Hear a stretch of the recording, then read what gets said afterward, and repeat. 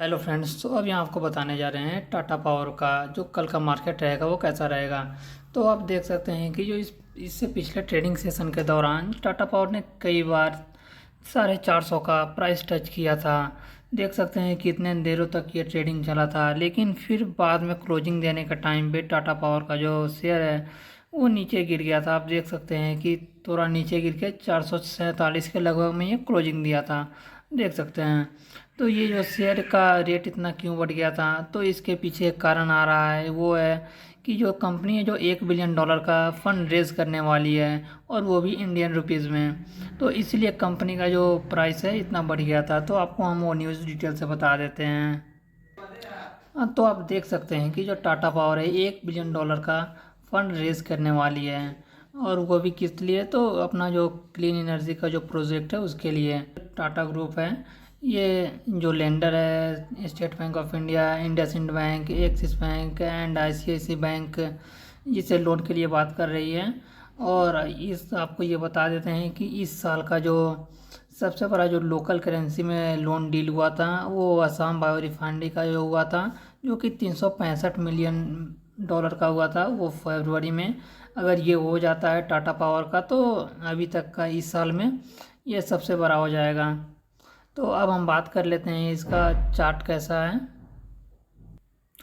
तो अब इसका चार्ट देख लेते हैं। तो आप चार्ट पे देख सकते हैं ये जो अभी ट्रेंड है ये अप ट्रेंड में ही है, और अभी ये बुलिश ही है। तो आपको बता देते हैं कि आप अगर पिछले कुछ दिनों का देख ले तो ये कितना ज़्यादा बुलिश है, और यहाँ पे जो है अपना रेजिस्टेंस ये ब्रेक करने वाला है। तो जैसे ही ब्रेक करता है तो आप यहाँ पे पोजीशन बना सकते हैं। जो रेजिस्टेंस है वो 460 के लेवल का है, जो कि बहुत ही अच्छा है। तो अगर आप चाहें तो अभी भी पोजीशन बना सकते हैं। अगर आप अगला जो टारगेट देख रहे हैं, तो अगला जो रेजिस्टेंस ब्रेकआउट होने वाला है वो 462 का होने वाला है, और उतना का समझ के आप आगे का पोजीशन बना सकते हैं। अब हम बात कर लेते हैं अगली न्यूज़ का। अब हम देख लेते हैं डीवीएस लैब्स का जो Q4 का जो रिजल्ट अनाउंसमेंट हुआ है, इसमें इसका जो प्रॉफिट जो हुआ है 68% बढ़ गया है ईयर ऑन ईयर बेसिस पे। और इसी के साथ कंपनी ने ₹30 पर शेयर के हिसाब से डिविडेंड भी अनाउंस किया है। तो आगे हम देख लेते हैं कि अब कंपनी का जो रेवेन्यू ये सब कितना हुआ है। तो आप देख सकते हैं कंपनी का जो प्रॉफिट है, नेट प्रॉफिट, वो 67% बढ़कर 538 करोड़ हो गया है। वही बात कर ले रेवेन्यू का, तो रेवेन्यू है 18% बढ़कर 2303 करोड़ हो गया है। अब हम बात कर लेते हैं कि प्रॉफिट बिफोर टैक्स कितना हुआ था। तो ये मार्च क्वार्टर का 713 करोड़ प्रॉफिट बिफोर टैक्स हुआ है। वही अगर प्रॉफिट आफ्टर टैक्स का बात करें तो 538 करोड़ का हुआ है।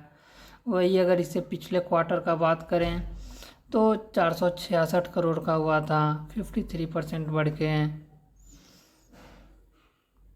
अब हम देख लेते हैं कि इसका एक्सपेंस ये सब कितना बढ़ा है। तो टोटल एक्सपेंस जो इस क्वार्टर में बढ़ गया है वो लगभग 7% बढ़ गया है, और ये 1659 करोड़ का हो गया, 69 करोड़ का। अब हम बात कर लेते हैं कि कॉस्ट ऑफ मटेरियल तो 898 करोड़ का हुआ था। अब हम बात कर लेते हैं आगे अगली कंपनी का। अगली कंपनी हम रिलायंस पावर के बारे में बात करने जा रहे हैं। तो देख सकते हैं रिलायंस पावर का जो नेट लॉस है 397 करोड़ का हुआ है। और वही आपको बता दें तो क्वार्टर में जो जनवरी से मार्च का क्वार्टर है, इसमें जो कंपनी का जो फ्यूल का जो कंजप्शन है वो 953 करोड़ का हो गया है।